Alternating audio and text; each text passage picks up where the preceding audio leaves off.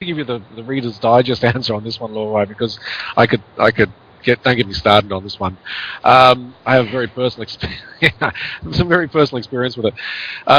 I built three very successful companies of my own. They were either my own or I was a partner. Multi-million-dollar businesses and sold very well.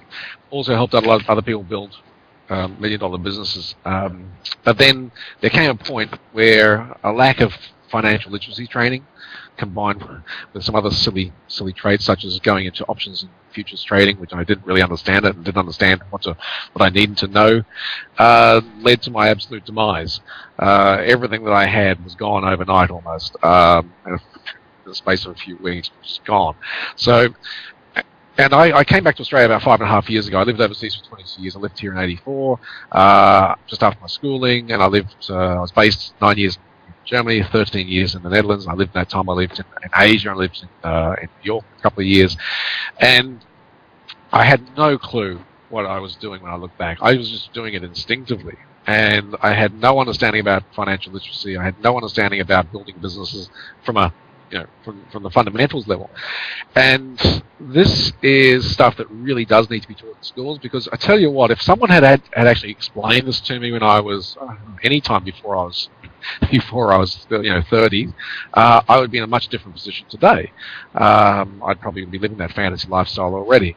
Now I know it. I'm a changed person, and it's only actually come since I've been back in Australia that I've really understood the fundamentals. I've just been running somehow, very intuitively, making very bold, very gutsy sort of decisions, and being successful in it. And then, obviously, lack of success when everything came apart. I see that as a learning challenge.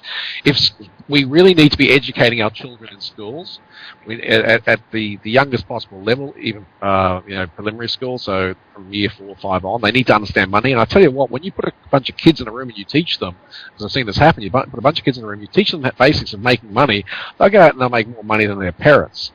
That's a good one. Yeah.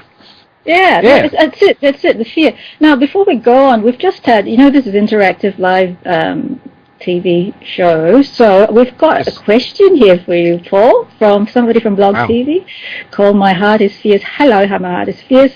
Now, that's their name. So, the question to you, Paul, is how do you bounce back from bankruptcy and into profitable entrepreneurship? And my answer is, how much time have you got? Okay. Yeah, how you do it is you just pick yourself up and you go start looking again and doing what you did, plug into what you did before. It takes a very strong mind to do it, I found. And I'll be honest, it's happened a couple of times. Last time, it's only been a year since I've really bounced back again.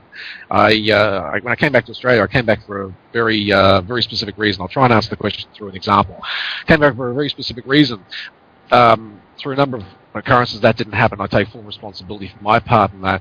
But what happened was everybody who I had in my network in Australia, which was just recently formed because I've been overseas for most of my life, they all just went. Nobody knew me. I didn't have that level of trust back here that I had in Europe, and I was, everything just dissipated. And if I look back, for 3 years I was in this deep depression. I was denying that I was in depression, but I was. So how do you bounce? That was the longest time it ever took me to bounce back. But what you do is you figure out, hey, what I'm doing doesn't serve me.